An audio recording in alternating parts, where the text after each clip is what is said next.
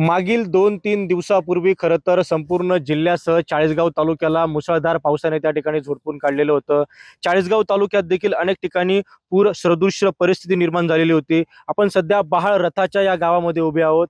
आपण दृश्यांमध्ये जर बघितलं तर ही नारळी नदी आहे आणि इतिहासात खरं तर पहिल्यांदाच या नदीला मोठा असा पूर आलेला होता आणि या पुरामध्ये खरं तर शेतकऱ्यांचं होत्याचं नव्हतं झालेलं आहे. आपण दृश्यांमध्ये जर बघितलं तर या नदीकाठच्या शेती अक्षरशः खरडून वाहून गेलेले आहे. या ठिकाणी उभं पीक शेतकऱ्याचं वाहून गेल्याने शेतकरी मोठ्या आर्थिक संकटामध्ये सापडलेला आहे. आपण दृश्यांमध्ये जर बघितलं तर सध्या फक्त या ठिकाणी वाहून गेलेलं शेत या ठिकाणी शेतकऱ्याच्या शेतामध्ये उपलब्ध आहे आणि खरं तर शेतकरी जो आहे तो मोठ्या आर्थिक संकटामध्ये सापडल्याचं चित्र आपल्याला बघायला मिळत आहे.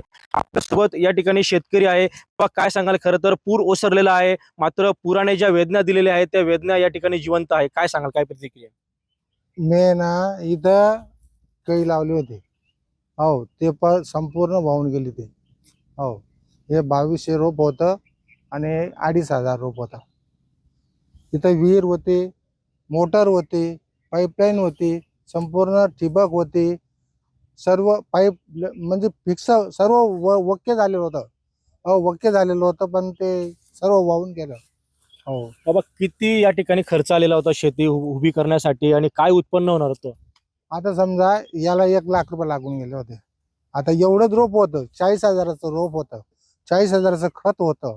हो, ठिबक होते, पाईप होते. हो, सर्व रेडी करून ठेवलेलं होतं आणि तर लगेच पाऊस आला आणि वाहून घेऊन गेले. अवश्य आता शासनाकडून या ठिकाणी खरं तर पंचनामे सुरू आहे. काय आपली मागणी आहे सरकारकडून? आता सरकारच्या मताने राहील ना, मग आता काय देता काही नाही. हो, पहिले बी एकदा वाहून गेलं होतं, तेव्हा काय म्हणे एक युरियाची थैली घ्यायला या म्हणे तिथं. एकदा आला होता पाऊस माग.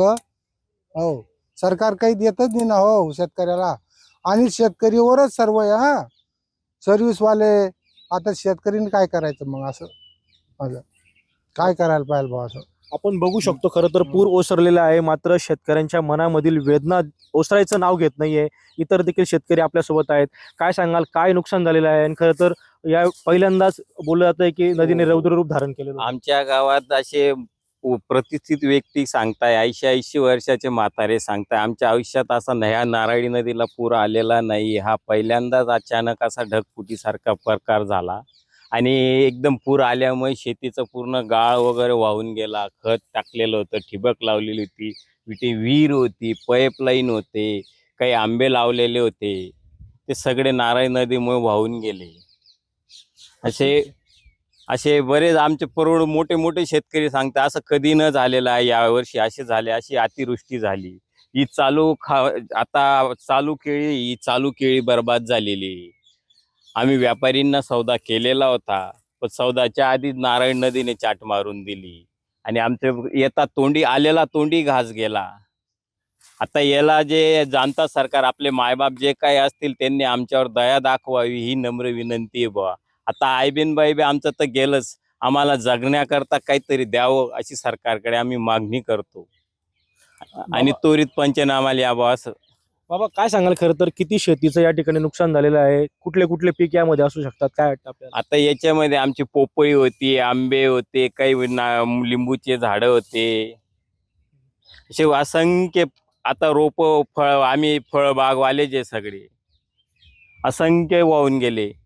केळी, ही चालू केळी आलेली ही गेली, पोपई गेली. आम्ही 2,500-2,500 रुपयाची आंब्याची रोप लावलेली होती, ती वाहून गेली. विहीर होती, पाईपलाईन, मोटर, सगळं काही गेलं. ठिबक गेली, आम्ही खत टाकलेलं होतं, खत वाहून गेलं.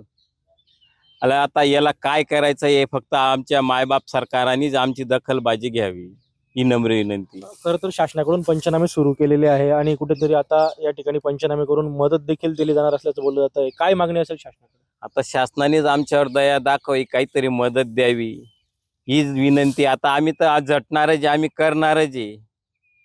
याला काय इलाज आहे आता?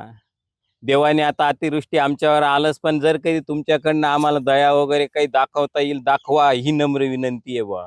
जगण्याकरता काहीतरी सहारा द्या हीच विनंती मागतोय आम्ही. आपण बघू शकतो की खरं तर या ठिकाणी शेतकऱ्यांच्या वेदना आपण त्यांच्या तोंडून ऐकलेल्या आहे. नारळी नदीला आलेल्या पुरामध्ये खरं तर नारळी नदी काठील शेतकरी जो आहे तो अक्षरशः उद्ध्वस्त झालेला आहे, शेतजमिनी वाहून गेलेल्या आहे आणि होत्याचं नव्हतं झालेलं आहे.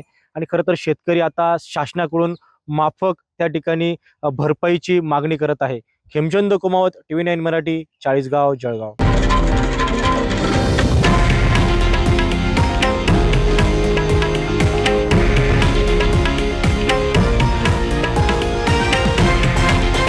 हे आहे देशातील नंबर 1 न्यूज नेटवर्क आणि आपण पाहत आहात TV9 मराठी, एकमेव.